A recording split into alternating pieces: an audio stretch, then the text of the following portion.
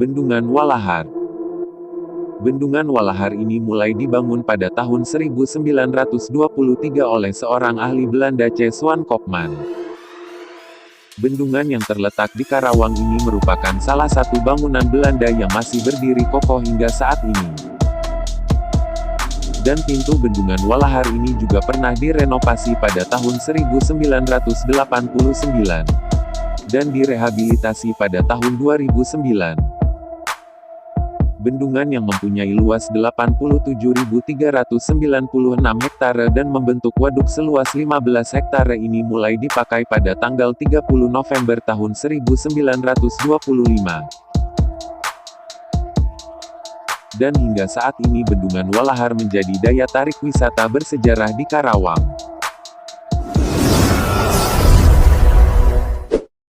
Candi Jiwa Karawang.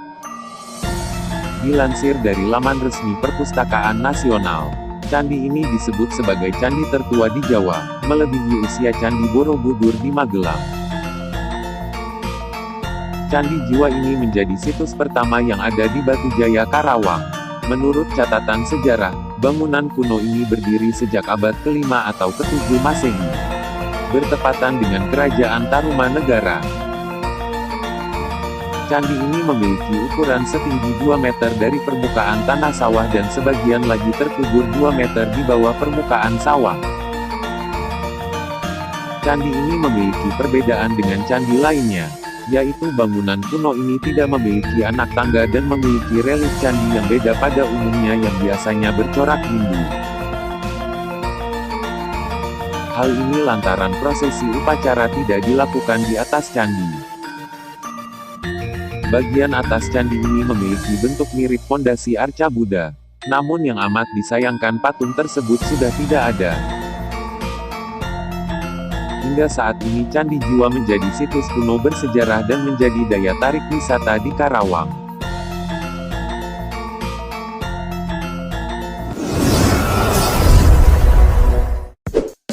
Candi Belandongan. Candi Belandongan ini terletak tidak jauh dari Candi Jiwa Karawang. Bentuk Candi Belandongan ini mirip seperti bujur sangkar dengan luas 25 kali 25 meter. Masing-masing sisi Candi Belandongan ini memiliki tangga masuk, dan di bagian tengahnya terdapat bekas ruang dengan luas 10 kali 10 meter, yang dulu digunakan untuk ritual atau upacara keagamaan. Dibangun dari abad ke-5 atau ke-7 Masehi. Diperkirakan Candi Belandongan ini lebih besar daripada Candi Jiwa. Dan hingga sampai saat ini Candi Belandongan masih menjadi situs kuno yang menarik wisata bersejarah di Karawang. Petilasan Jakatingkir. Selain situs kuno yang ada di Karawang, ada juga tempat bersejarah lainnya, yaitu Petilasan Jakatingkir atau yang bisa dikenal juga dengan Mas Karebet. Sosok Jakatingkir ini dahulu kala adalah sosok yang sakti mandraguna. Dan petilasana ini terletak di Kampung Rawa Gede, Karawang.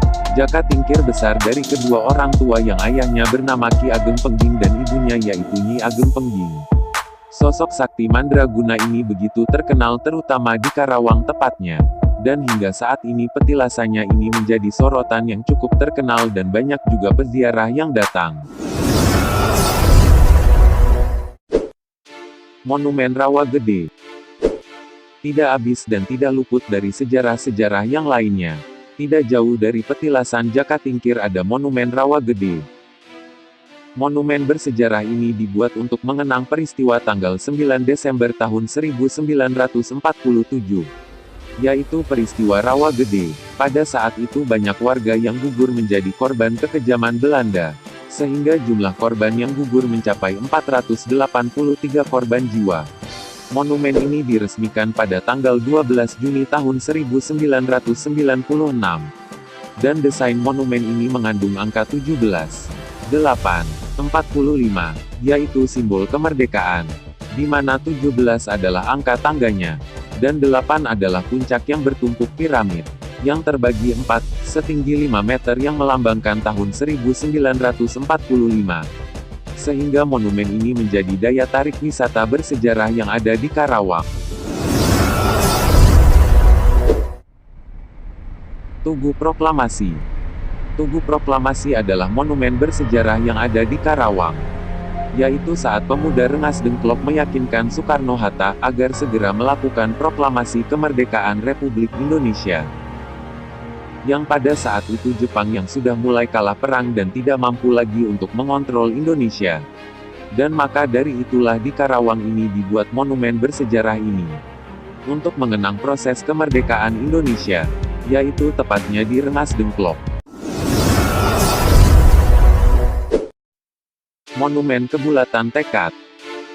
Di sisi Sungai Citarum Rengas Dengklok Karawang, banyak tempat bersejarah lainnya, yaitu Monumen Kebulatan Tekad. Bentuk monumen ini sungguh unik.